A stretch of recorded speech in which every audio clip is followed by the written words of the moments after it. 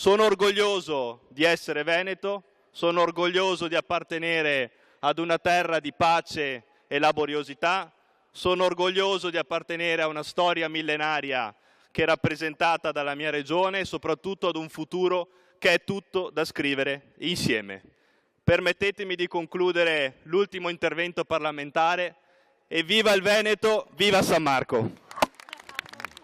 È un forte richiamo alle origini, quello di Alberto Stefani nel suo ultimo giorno da deputato della Repubblica, con le dimissioni scattate come da prassi dopo l'elezione a presidente della Regione del Veneto. Non certo un addio, anche perché le partite aperte sono tante, a partire dalla riforma dell'autonomia. Seppur non più da deputato, sarò ancora qui, in quest'Aula, in questo palazzo, a fare gli interessi del mio territorio, gli interessi del Veneto per il tramite dei nostri rappresentanti parlamentari. Parla di giovani emerito il 33enne Stefani, entrato a Montecitorio quando di anni ne aveva 25, e ancora l'importanza del confronto leale con gli avversari e il lavoro silenzioso, quello dice, fatto dietro le quinte. La sfida del sociale, la sfida della sanità, la sfida della longevità della vita, che è una sfida che dobbiamo affrontare con coraggio,